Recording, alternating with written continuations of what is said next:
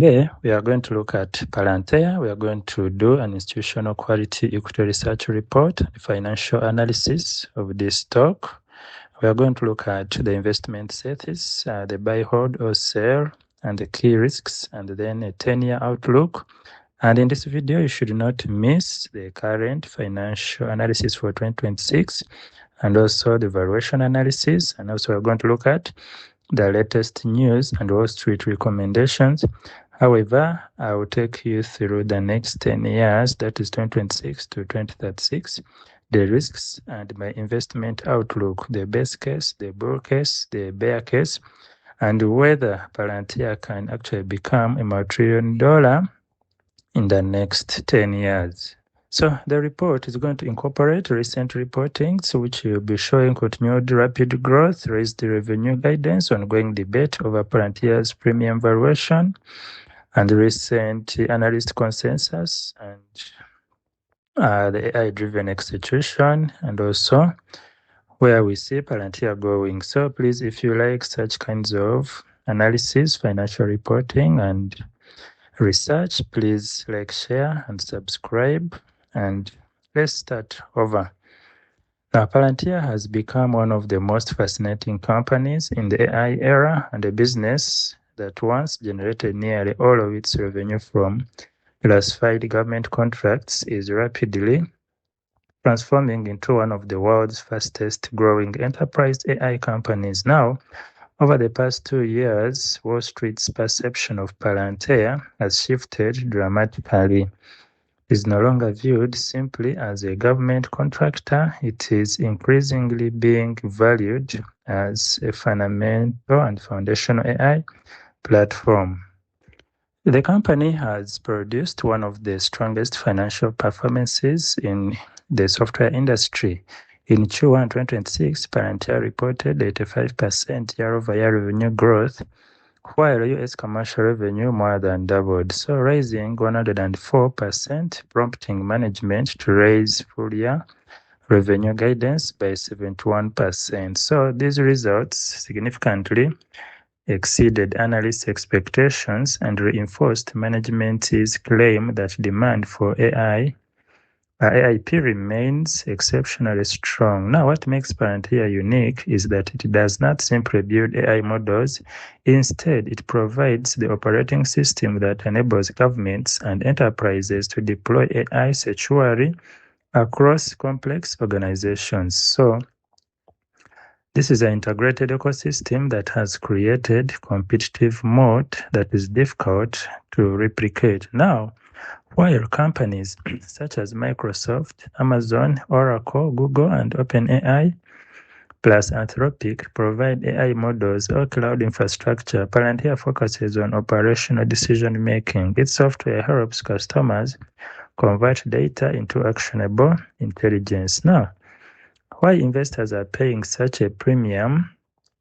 We see that Palantir's valuation has long been controversial. Traditional valuation metrics often suggests the shares are expensive compared with other software companies. However, investors are paying for exceptional growth, expanding profitability, and confidence that Palantir could become one of the dominant enterprise AI platforms over the next decade. So, the company has consistently generated rapid revenue, expanding operating margins, strong free cash flow, and significant cash reserves with little debt, increasing customer spending, high customer retention, and large contract wins. So, Palantir is also highly profitable, allowing it to reinvest aggressively while maintaining financial flexibility.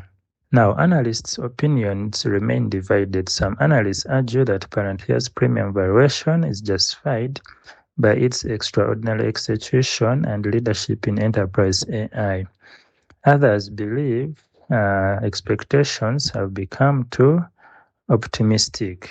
Consensus forecasts, nevertheless, continue to project rapid revenue growth over the next 2 years, with many analysts expecting approximately 7.8 billion in revenue this year and over 11 billion the following year. So the average analyst recommendation currently leans towards buy, although price targets vary widely, reflecting differing views on valuation. So, answering one of the biggest questions, can Palantir become a multi-trillion-dollar company? This is perhaps the most important question. Now, historically, we see that companies creating entirely new technology platforms often grow much larger than investors initially expect. Microsoft defined the PC era, Amazon defined cloud computing, NVIDIA became the backbone of AI hardware. Now, Palantir hopes to become the operating system for enterprise artificial intelligence. Now, if that vision succeeds, annual revenue could eventually exceed 100 billion, with operating margins among the highest in enterprise software. Under such a scenario, a multi-trillion-dollar market capitalization becomes conceivable over the next decade, though far from guaranteed. So, my initial view here is that at current levels, Palantir remains a high-risk, high-reward investment, and I believe the biggest mistake investors can make is focusing solely on valuation multiples while ignoring the scale of the AI transformation. Conversely, investors should not assume that today's growth rates can continue indefinitely.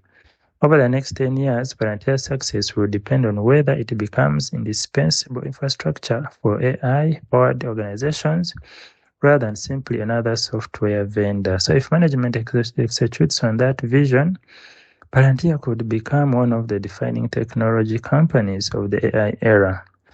Now, let's continue because we are still on a deep dive on Palantir, and let's look at the business model, the competitive advantages, and the financial strength. Now, in investing, there is a saying that great companies are often misunderstood in their areas. So Palantir fits that description.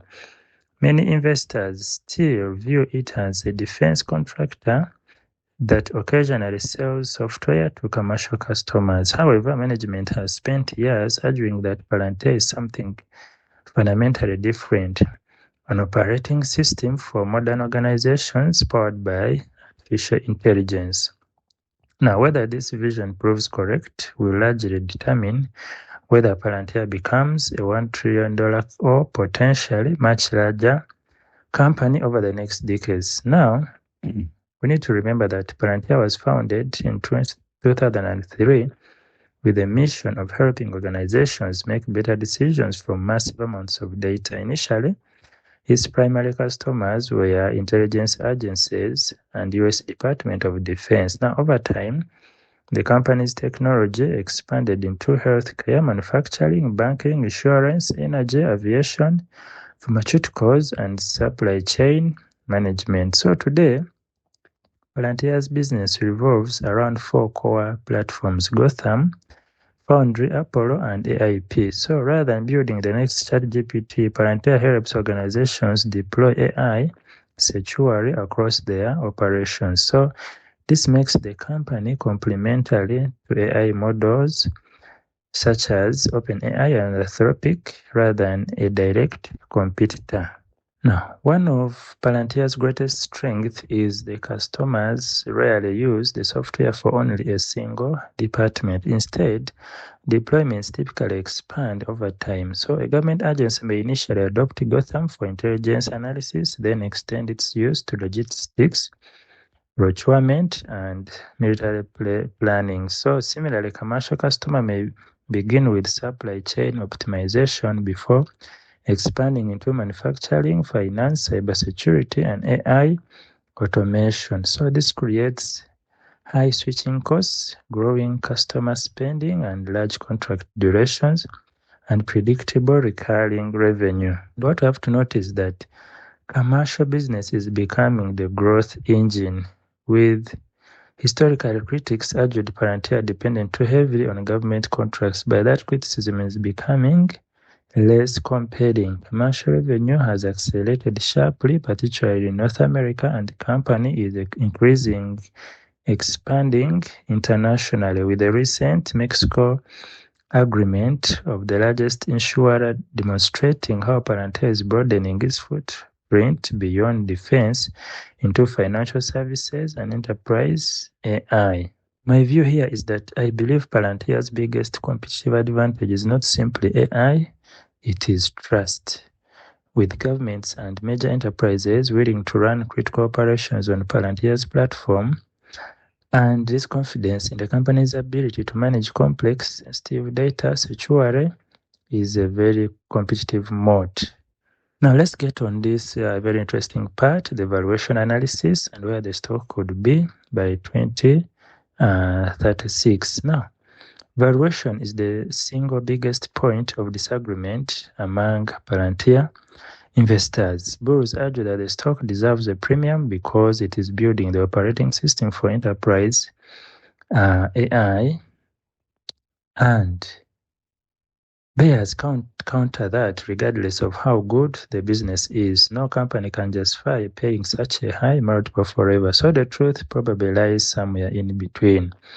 However, we see why Palantir trades at a premium. Most software companies are valued using price to sales, PS, enterprise value to sales, that is EV per sales, core price to earnings, and discounted cash flow models. Historically, mature software companies have traded between 8x and 15x forward sales. Now, Palantir has often traded far above those levels because investors expect it to maintain usually high growth while remaining highly profitable. So even after the 2026 correction, analysts still describe the valuation as demanding relative to peers.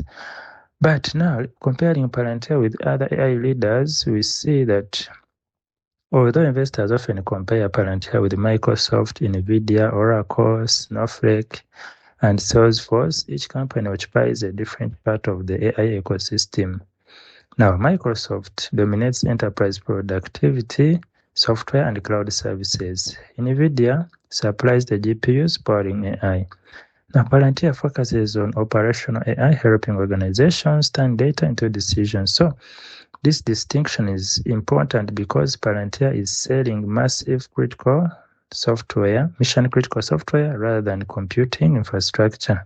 Now, something to note is that revenue growth could remain exceptional. Current consensus expects 70% plus revenue growth during 2026 before moderating in later years as the business becomes larger. So even if annual growth eventually settles around 20 to 30%, that would still place Palantir among the fastest growing large cap software companies. So now, let's develop these three possible scenarios for 2036. The bear case, which is the 20% probability.